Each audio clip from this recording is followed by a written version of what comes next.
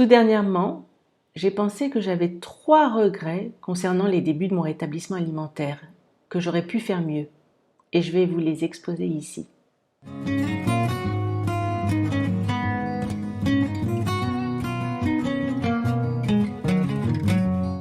Le premier regret, c'est de ne pas avoir tout de suite intégré les boissons sucrées caloriques à mon alimentation. Et là, je sais que ça va faire bondir sur leur siège les régimeurs. J'étais exactement pareil. Je me disais, mais c'est épouvantable, on ne peut pas boire des choses pareilles, c'est ce qu'il y a de pire. Et j'ai mis des mois et des mois avant de m'autoriser à boire ce genre de boisson. Mais en fait, je le regrette parce que quand on lâche les restrictions alimentaires, quand on arrête les régimes ou qu'on veut se sortir d'un trouble du comportement alimentaire, eh bien souvent nous tombe dessus une faim extrême dont j'ai déjà parlé dans d'autres vidéos. Cette faim extrême, c'est quelque chose d'extrêmement douloureux et extrêmement difficile à assouvir. Et si j'avais eu ces boissons, ces sodas, ces boissons pleines de sucre, ce lait entier, ces boissons grasses, etc., j'aurais pu beaucoup plus facilement calmer cette douleur, parce qu'une faim extrême, je vous assure que c'est une douleur en fait. Les premières semaines, premiers mois de mon rétablissement alimentaire, j'ai tellement mangé, mais c'est bien normal parce que je venais d'années et d'années de restrictions, que j'ai un peu honte de le dire, mais j'ai eu mal aux dents à certains moments, tellement je mâchais. Et si j'avais eu ce genre de boisson, ça aurait été beaucoup moins douloureux et ça m'aurait fait passer ces inconforts de faim extrême beaucoup plus rapidement. Alors heureusement que j'ai tout de suite accepté de manger des aliments hyper transformés, parce que si j'avais voulu ne m'en tenir qu'à des produits non transformés, etc., je vous raconte pas comment j'aurais eu encore plus mal aux dents et comment ma digestion en aurait souffert. Quand on se lance dans le rétablissement alimentaire, c'est comme si on avait une immense dette calorique à rattraper. Imaginons par exemple qu'on ait, 1 million de calories à rattraper du fait de nos restrictions. Ce qu'il faut bien comprendre, c'est qu'on n'est pas comme les personnes normales. Une personne normale, évidemment, si elle ne buvait que des sodas ou des aliments hyper transformés jusqu'à la fin de sa vie, sans avoir été en restriction auparavant, c'est clair que ce ne serait pas quelque chose de très sain pour elle. Mais nous, on vient d'un passé de restrictions, de régime intense, de troubles du comportement alimentaire. C'est absolument pas la même chose. On n'est pas du tout dans le même cas de figure. Donc nous, on a besoin des aliments les plus gras, les plus sucrés, les plus caloriques. C'est absolument ce qu'il nous faut et en grande quantité. Et il faut vraiment y aller. Il ne faut pas avoir peur d'y aller. Il faut vraiment que cette faim extrême se calme.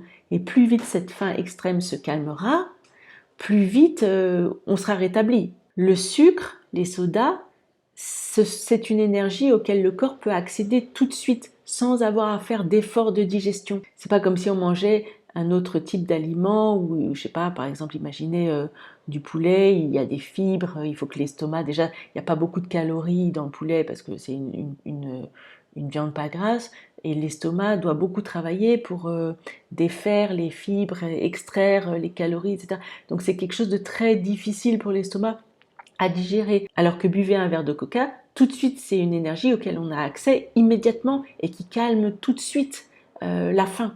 Donc ô combien il aurait été plus facile pour calmer ma faim extrême si j'avais accompagné mes repas de soda, de lait entier.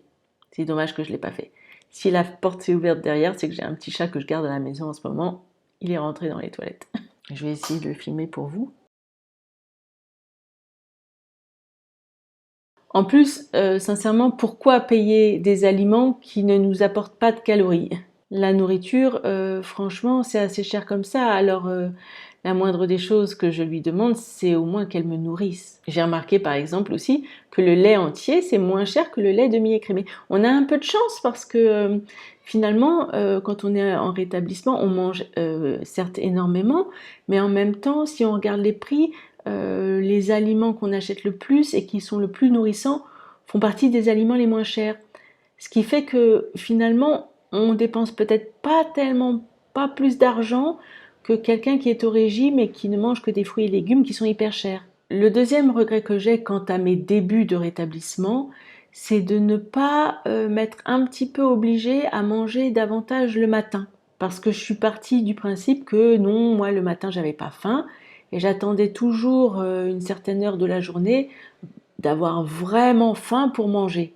Et en fait, c'est dommage parce que le but du rétablissement alimentaire, c'est de rassurer notre corps en lui faisant la démonstration qu'à présent, il se trouve dans un environnement où la nourriture est en abondance. Donc le nourrir, même ne serait-ce qu'un tout petit peu, mais plusieurs fois par jour, l'aurait aidé à se sentir rassuré. Plus on mange fréquemment, plus notre corps comprend que là, il n'a plus rien à craindre et qu'on ne va pas le restreindre. C'est pour ça qu'encore une fois, là, les sodas auraient pu être pas mal, parce qu'il y a des fois où dans la journée, on est effectivement un peu trop stressé, on ne se sent pas beaucoup de manger, on n'a pas le temps, et boire un petit verre de soda, ça aurait pu aider à faire comprendre à mon corps que ben là, il recevait de la nourriture et qu'il pouvait se détendre. J'ai laissé mon corps trop d'heures dans la journée sans l'alimenter sous prétexte que j'étais stressée. Et aujourd'hui, je suis persuadée avec le recul qu'il a pris cela pour de la restriction. Je pense que si je m'étais un tout petit peu obligée à manger ne serait-ce que des petites quantités ou à boire des boissons caloriques, eh bien ça aurait permis d'accélérer très fortement mon processus de rétablissement alimentaire. Et puis je ne sais pas pourquoi aussi, mais le jeûne intermittent dont on parle tout le temps sur YouTube, comme quoi franchement sur YouTube, il y a du bon comme du mauvais, hein, parce que YouTube m'a appris énormément de choses qui ont été très néfastes pour ma santé. Et ensuite, je suis tombée sur des personnes qui parlaient de rétablissement alimentaire qui ont été au contraire très bonnes pour ma santé, mais il faut faire gaffe à ce qu'on regarde sur YouTube, franchement. Donc le jeûne intermittent, c'est hyper la mode, on en parle beaucoup, et je l'ai fait à un moment, c'était une restriction de plus, je m'en suis pas rendu compte.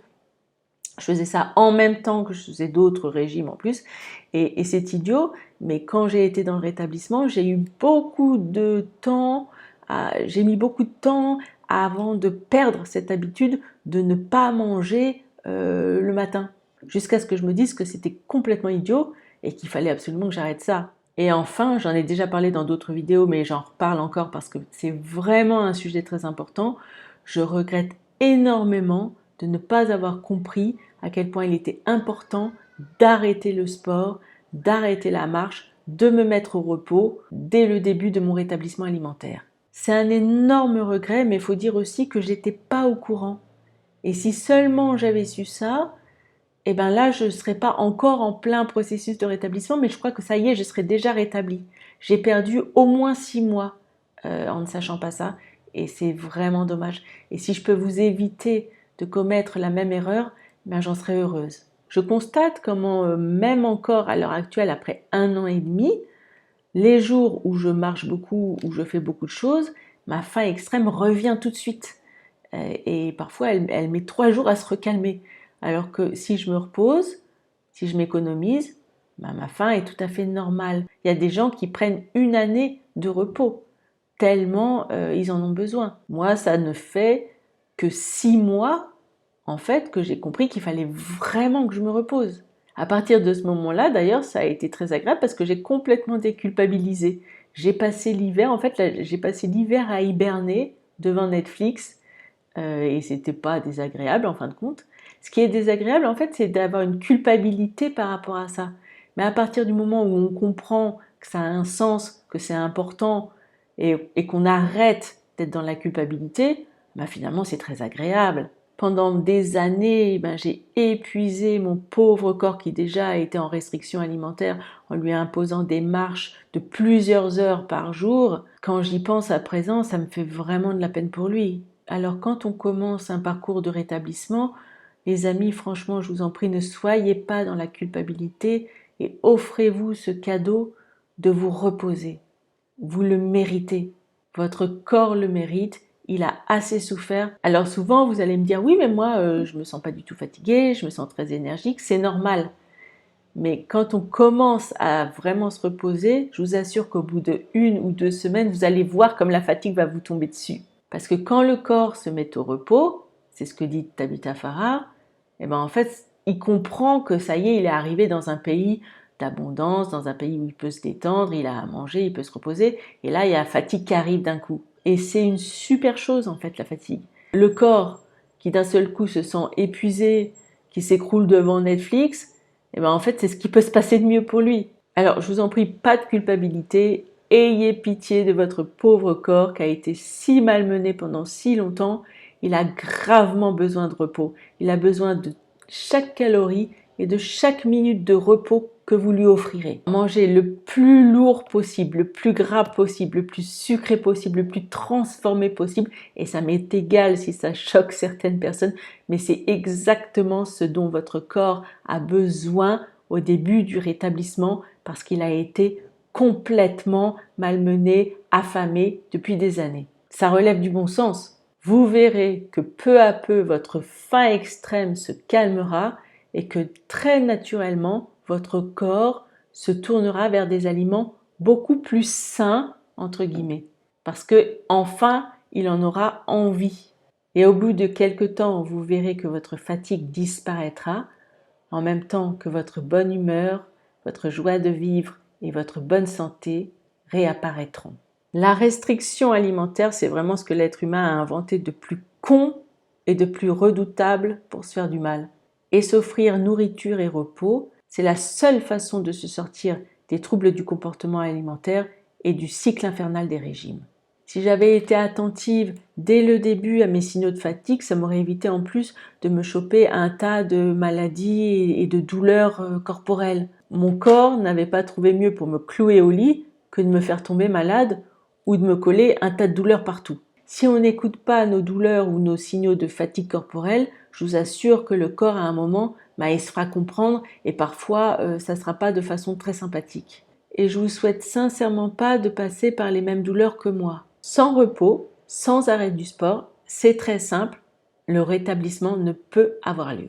Une personne un jour m'a laissé en commentaire que pour elle, franchement, ça allait être difficile d'arrêter le sport, m'a-t-elle dit. J'avais rien répondu sur le coup et en fait je le regrette parce que j'aurais tout simplement dû lui répondre que dans ce cas-là, c'est très simple, elle n'allait pas se rétablir.